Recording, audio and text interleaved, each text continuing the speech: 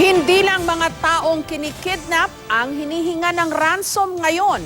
Pati mga alagang hayop na imported ang breed, ninanakaw at ipinatutubos na rin daw. May exclusive report si Emil Sumangil. Ito ang magpipitong taong gulang ng si Pickle, isang imported na pusa na may halong Persian at Siamese ang lahi. Nawala si Pickle nitong 2 ng Disyembre at noong araw din iyon, isang pusa ang nahulikam sa lugar din iyon na nasa loob ng isang napadaang sasakyan. Kung titignan sa CCTV video, parang pumapalag ang pusa at itsurang hindi mapakali sa kanyang pwesto. Ang CCTV video na ito, isa sa mga pinagbatayan ng owner ni Pickle na si Virginia para matunto ng alaga.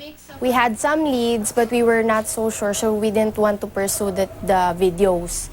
So what we did is we started giving away posters. Nagkabit si Virginia ng mga tarpaulin na may missing cat notice at di nagtagal. Dumagsa na ang mga text message.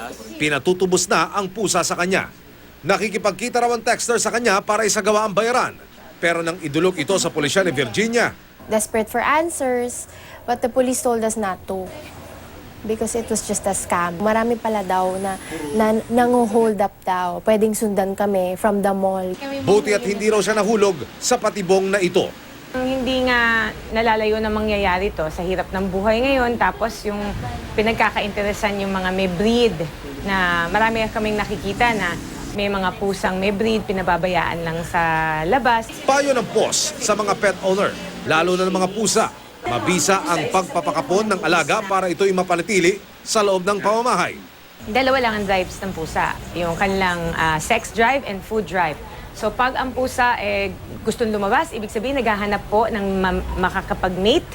Dito sa POS Center sa Quezon City, 7 pusa kada araw ang karaniwan nilang kinakapon na nasa 1,000 piso ang presyo bawat isa. Emil Sumangil, GMA News.